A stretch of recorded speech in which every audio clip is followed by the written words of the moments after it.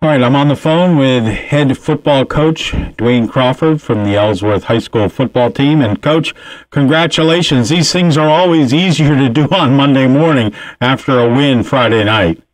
They are. The weekend's a lot easier, too. So tell us about that game up in Millinocket against Stearns, an exciting 14-12 victory, and it came down to the last play. It did, and I didn't think it was going to because we had the ball with 3 minutes to go in the last quarter. They'd fumbled it. We recovered it on the 20-yard line. They were going in, and we recovered it, and on the very next play, we fumbled it. They got it back, and then we stopped them and got the ball over on downs on about our 10-yard line. Couldn't move it and let the clock run down to 10 seconds, punted it. They got it back on about the 30, and it was 5.5 seconds left to throw one pass into the end zone, and we knocked it down. So it was another thriller. But the kids, we had a good game plan going in. We knew what we wanted to do. We had a good idea what we thought we could do offensively, and then defensively, it was just a matter of everything goes through their quarterback, who'd had big games against Washington Academy and against Bucksport. So we knew that if we were going to win, we had to stop him, and we did a great job at it. We controlled the time of possession. We ran 65 offensive plays Friday night, not including punts and kickoffs. So it was a great overall team effort. Jacob Shorey, a monster game, 35 carries, 154 yards. That's a lot of carries. It's a lot of tackles, a lot of times being hit.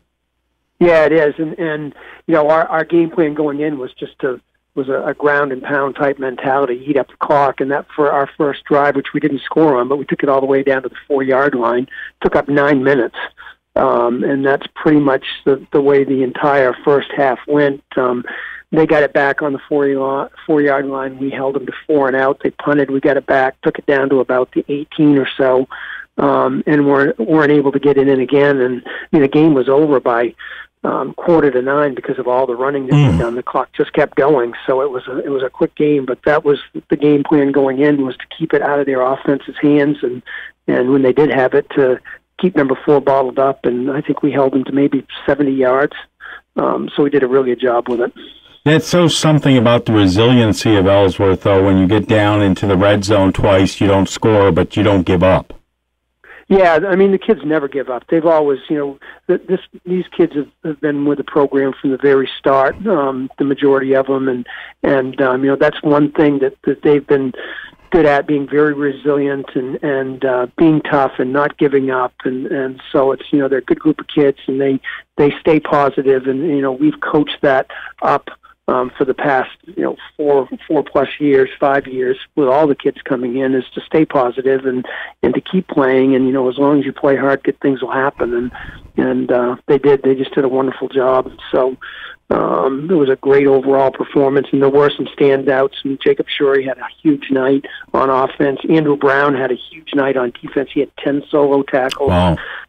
3 assists, a quarterback sack, and a pass breakup. So, I mean, he had a huge night for us as well. So, who do you give the game ball to, or did you give the game ball to?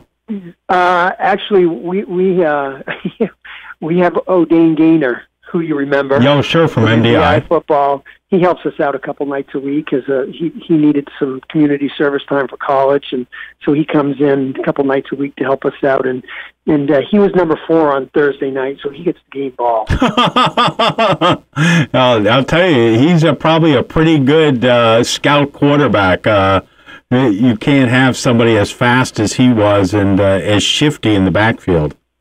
Yeah, he still is. So he was a good look for us. Oh, excellent. He had a lot of input on what to look at and what look for, and how number 4 was going to react when he had the ball. So that really helped out. So he's getting the game ball tonight. Super. All right. So what do you work this week? Tell us a little bit about the practice schedule. Are you meeting tonight, or is it just a film and lifting session, or the boys have tonight off, or? No, the JV go to Orono tonight to play in a jamboree format type game. There's 4 or 5 teams are going to be there, and it's one of those things that with a lot of us we don't have, or some teams don't have enough kids to go out and play a regular JV schedule, and we've had some kids out, so we don't have enough this week. We're supposed to play Bucksport, but we're going to go to Orono and do that with the JVs, and then the varsity will get together, and we'll go over what we're going to do this week, just to give them a little bit of a start on it and think about it, and then we'll do it again Tuesday night with everybody. So that's what we normally do on Mondays. Just go through with the 8 or 9 or 10 varsity kids that stay behind, and go over what we did right and wrong in the game on Friday, and over what we're going to be looking for this week. There's nice to finish up at home the last 2 games, but boy, I'll tell you, it doesn't get any easier. You've got MCI this Friday night, and then Bucksport on senior night. Yeah, MCI is a tough one there up until their win against Orono on Friday, which they beat Orono 35-25. Their average margin of victory has been a little over 36 points. So yeah, that's a tough one, and that's one we're just gonna, you have to approach it as going out there and playing your best, and doing as well as you can given what you're up against, and getting ready for Bucksport at the same time. So that's the game plan this week, is look and see what MCI does and how we can take advantage of it, and just have the kids go out and do their best against it. How did you make out health-wise in the game against Stearns?